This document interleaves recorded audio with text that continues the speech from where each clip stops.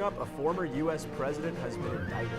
And the FDA approved the use of over-the-counter Narcan. We'll have that and more for you next on Murrow News 8. From the Northwest Public Broadcasting Studios on the campus of Washington State University, this is Murrow News 8.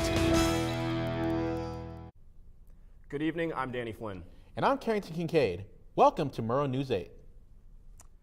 A Manhattan grand jury has voted to indict former President Donald Trump, which marks the first time in U.S. history that a former or sitting president will face criminal charges. The charges are not available to the public at this time, but according to Manhattan's DA office, they've been investigating Trump since 2016 over his alleged role in a hush money cover-up involving adult film star Stormy Daniels. The FDA approved the over-the-counter use of Narcan on Wednesday, a milestone step for the ongoing opioid epidemic. Narcan is given as a nasal spray and can quickly restore regular breathing if someone is experiencing an overdose. The medical experts have said that it's safe for anyone to administer the drug if they think someone is experiencing an overdose and will not harm the user if it turns out that they're not. On April 18th at 3 p.m., Kook Health is offering a Narcan training session in Todd Auditorium that'll last around 20 minutes. All students who attend will also receive a free bottle of Narcan spray. Pullman Parks and Rec are investing more than $1 million into its park and rec facilities. This set of upgrades will be the most that Pullman residents will have ever seen, with plans to build new playground equipment, picnic shelters, bathrooms, and much more. And there's a new business opening up downtown. Our reporter Damian Alvarado has more. Damian? Thanks, Danny. Yes, I'm here on Grand Avenue in front of a modern Plantsman. Now, this is a flower shop that has relocated from Colfax to Pullman. If you look to my right, we have some succulents here, some cactuses. So if any of this interests you, they have an open house tonight from 6 to 9 p.m. and their soft open, will be tomorrow, 11 a.m. to 6 p.m. going into the weekend, Sunday, 11 a.m. to 4 p.m. Now, this is also part of Pullman's plan to bring in businesses to the downtown area. Well, that's all I have from here, guys. Sending it back to the desk with Danny and Carrington. 40% of college students in the U.S. experience food insecurity. So with Family Weekend starting up, Alpha Nu Multicultural Sorority, Trio Student Support Services Program, and the Cougar Food Pantry are teaming up and creating a food drive to build awareness of the Cougar Food Pantry and the Community Action Center as resources for students who may be experiencing food insecurity. To help them reach their goal of 400 pounds, you can donate any canned foods or boxed goods. Donation boxes can be found in Leidy Student Services, Brailsford Visitor Center, and the Cougar Food Pantry throughout all Family Weekend, March 31st to April 3rd. WSU and Snohomish County are working together to start a research center to improve feasible aviation fuels at the Payne Field Airport in Everett. According to WSU Insider, Snohomish County leaders announced their proposal at a press conference on Tuesday. The research center will allow more testing on sustainable fuel samples and give researchers more opportunities to find methods that aren't as impactful on the environment. According to the U.S. Census Bureau, Whitman County was the fastest growing county in America for 2022. In the past year, the county had grown by 10.1%, putting Whitman County at a population of over 50,000 residents. Even with WSU's enrollment numbers decreasing by allowing students to come back to campus and attend classes in person, it has made a significant impact to the population numbers. Next up, it's going to snow this weekend, but how much snow? Celine has the weather for us. And we have a story about a moose and a man. Found out why one local resident may be in trouble.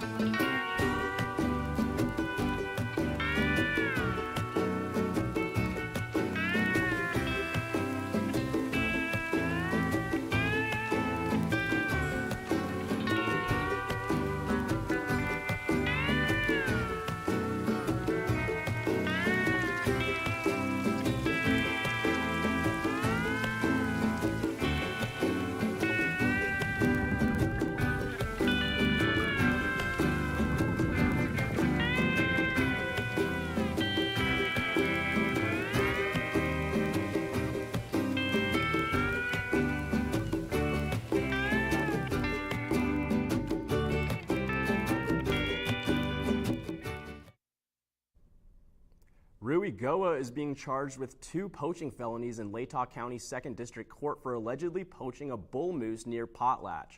According to the court documents, after receiving a tip, officers went to Goa's residence in Moscow and found a moose head outside his apartment. Goa reportedly admitted to the officers that he took the moose without a tag and left the meat to waste, only keeping the head and antlers. Goa made his initial court appearance yesterday and is scheduled to be back in court next month. About a dozen WSU students will travel more than 1,000 miles this week to spend time examining livestock for a carcass merit.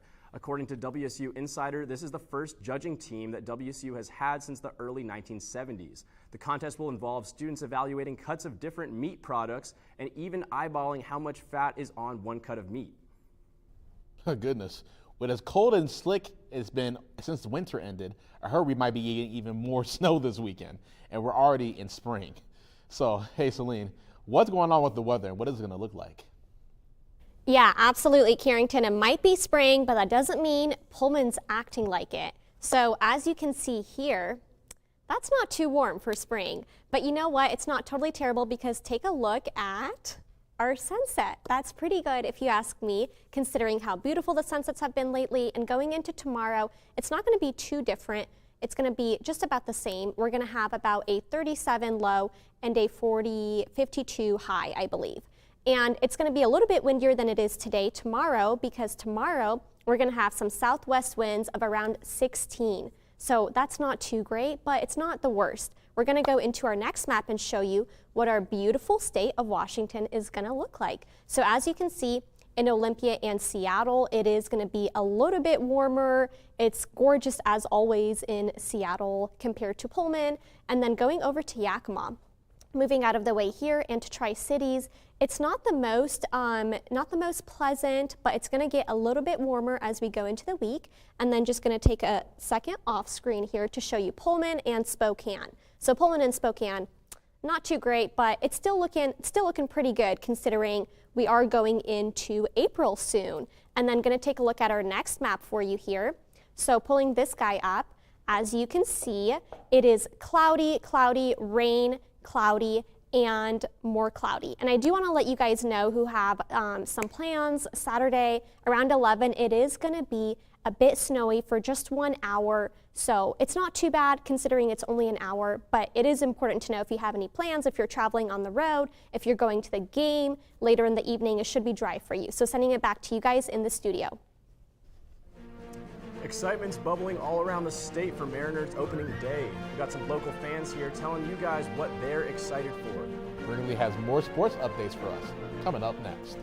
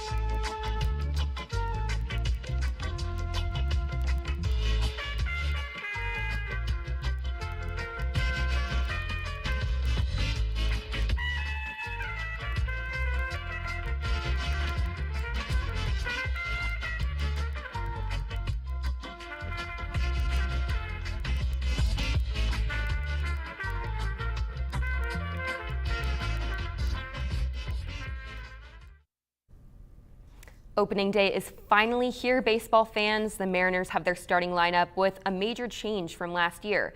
Mitch Haniger won't be suiting up as an outfielder and will be replaced by Teoscar Hernandez, who will be batting cleanup.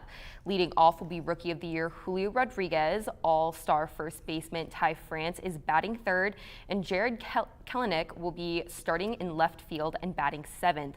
Luis Castillo will be starting on the mound today, his first start on opening day with the Mariners. And since there's an abundance of Mariners fans on campus, we sent out reporter and diehard Mariners fan Aaron Monson to get some fans' reactions and predictions to opening day. Let's take a look. I have never wanted to see something so much in my life besides opening day like today. So I'm very, very, very, very excited. And I've been following the Mariners ever since I was born, and I literally am in love with Julio Rodriguez, and I would marry him tomorrow if I could. Super excited. We're going to beat, are we playing the Angels? Is that Cleveland? Oh, Cleveland, that's right, playing Cleveland. I'm ready for Jared Kelenic to step up, see if he's going to carry on what he did in spring training. Julio, year 2, see how it goes. Castillo on the mound. This is going to be big. It's going to be big. Just better hitting overall. I just want to see some dingers. You know, this team has a chance to go really far in the playoffs, maybe even the World Series. Crossing my fingers on that one. For me, it's honestly really exciting. Going to the ending the playoff drought was really cool for the team last year, and I'm excited to see what the Nerds can do this season. For us to them. I'm going to predict 4-3 Mariners win. Let's go 7-4 Mariners. 2 bomb jack by Julio. It's gonna be 4-2. I'm just hoping for, honestly, like a high-scoring game today. I'm ready to see a lot happen. WSU Golf will be heading to California to compete in the Goodwin Tournament from today until April 1st. 26 schools will be in the Bay in attendance at the large tournament. Each day, the team will play 18 rounds, and WSU will hit the green tonight at 7 p.m. With the lineup consisting of Pono Yanagi, Preston B. Babich, Sam Renner, Nate Plaster, and Jaden Quintafio, who is coming off his 3rd top 10 finish of the season. WSU women's rowing opens their season at one of the best regattas in the nation. The 50th San Diego Crew Classic will take place April 1st and 2nd. WSU will have 8 shells competing, 4 teams of 8, and 4 singles. The Cougs will be competing against the best of the best, including 4 of the top NCAA finishers from last season. 12 schools will be in attendance, as well as the Canadian Nationals rowing team. We're talking all things Easter in a fun way you can celebrate here in Pullman. We'll see you back here soon.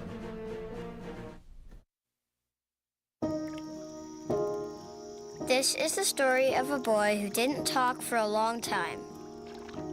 The boy liked things to always be the same. Any changes would scare and upset him. The unknown was an unfriendly place. The boy was very sensitive to lights and sounds. So he built secret hiding places where they couldn't get in. The boy didn't like looking people in the eye. He wasn't trying to be mean, it just made him feel uncomfortable. Sometimes he would flap his arms again and again.